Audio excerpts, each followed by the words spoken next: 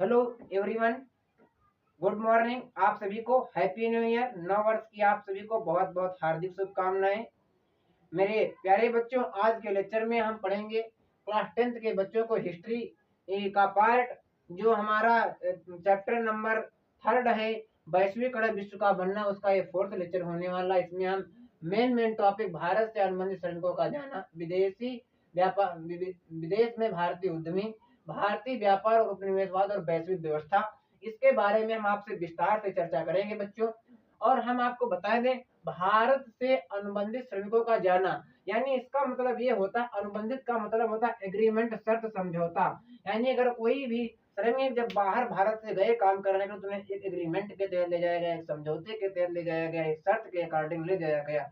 हम जब भी कहीं पर काम करने जाते हैं तो वहां पर कुछ अनुबंध करके जाते हैं, यानी कुछ शर्तों के अकॉर्डिंग जाते हैं कि हम ये काम करेंगे, इतनी सैलरी लेंगे। उसका यही मतलब होता है मेरे प्यारे बच्चों, अनुबंधित श्रमिकों का यानी अनुबंधित मतलब एग्रीमेंट के तहत जाना। देखिए हुआ ये, जब हमारे देश में विदेशी कंपनियां आकर फैल गई, यानी अंग्रेजों ने अपने अपने अपने बड़े बड़े उद्योग धंधे स्थापित कर लिए, बड़े बड़े कारखाने लगा दिए, तो छोटे छोटे कुटीर उद्योग नष्ट हो गए। क्यों नष्ट हो गए? जैसे कि मान लीजिए कंपनी जो है एक जूता बनाती, तो उत्तम क्वालिटी का जूता बनाती है, आकर्षक बनाती है, उसमें अच्छा रंग होता है, और जो हाथ से बना हुआ जूता होता था, जो लोग घरों में बनाते थे, वो क्वालिटी में ठीक होता था, लेकिन वो पसंद में यानी उसमें आकर्षक कम होता था, इसलिए उसे लोग कम पसंद करते थे। धीरे धीरे कुटीर उद्योग नष्ट होते चले गए। जब कुटीर उद्योग नष्ट होते चले गए, तो जो गरीब इलाके के लोग, जैसे यूपी है, बिहार है, इन देश के जब मजदूर मतलब काफी कर्जदार हो गए, तो उन्हें भारत छोड़ करके अन्य देशों में काम करने के लिए जाना पड़ा।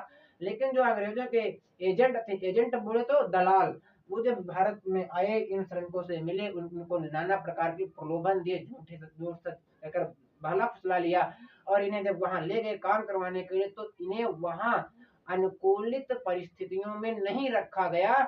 इन्हें काफी इनका शोषण किया गया, इनको काफी दंड दिया गया। अगर कोई मजदूर कंपनी से काम छोड़कर भाग जाता था, तो उसे ये लोग काफी दंड देते थे। उसे भागने की अनुमति नहीं थी, उसे बंधुआ मजदूर बना करके काम लिया गया, और उन्हें समय पर वेतन नहीं दिया गया, और इसे कहा गया क्या? नई दास प्रथा। नई दास प्रथा कहा गया, नई दास प्रथा। नई दास प्रथा। दास प्रथा का अंत इब्राहिम लिंकन ने किया था। इसमें क्या था? मजदूर को, गरीबों को बेचा जाता था, क्रय विक्रय किया जाता था, मनुष्य को पशुओं की भांति। और क्रय विक्रय तरह से ये भी यहाँ से मजदूरों को ले गए वहां पर काम कराने के लिए, लेकिन उनके अनुकूलित उनके परिस्थितियां नहीं दी जा रही, उनसे अधिक काम लिया जा रहा है।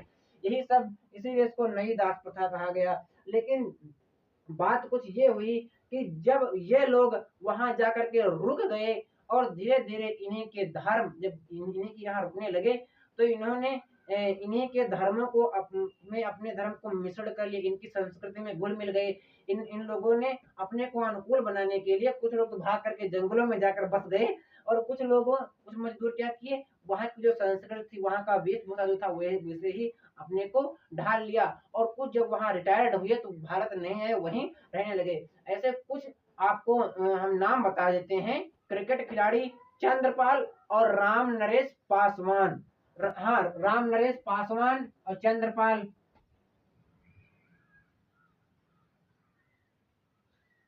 राम नरेश पासवान।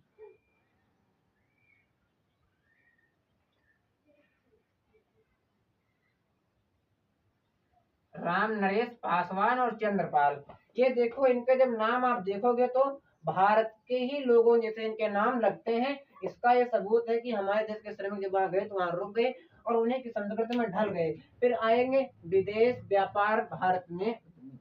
देखिए इसमें क्या था, जब हमारे देश में जब लोगों ने विदेशी व्यापार में अपनी उपज बढ़ाने के लिए, अपनी फसलों की उपज बढ़ा करके विदेशी व्यापार करने की सोची, तो इसमें जो लघु उद्योग मतलब मजदूर किसान थे, उनको कर्जा नहीं मिलता था। इनमें बैंक से कर्जा महाजनों को मिल जाता था, जो अमीर थे। इसलिए गरीबों को महाजनों की शरण लेनी पड़ी, और जब अफ्रीका और यूरोप के जो उद्योगपति थे दूसरी जगह में जाकर अपना उपनिवेश बनाने लगे, तो उनके पीछे पीछे भारतीय भी पहुंच गए।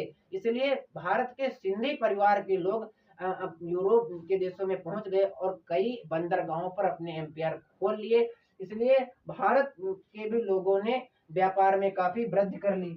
इसमें क्या है, भारतीय व्यवस्था, उपनिवेशवाद और वैश्विक व्यवस्था। देखिए इसमें क्या है कि भारत से अंग्रेज सबसे क्या चीजें लेते थे, कपास।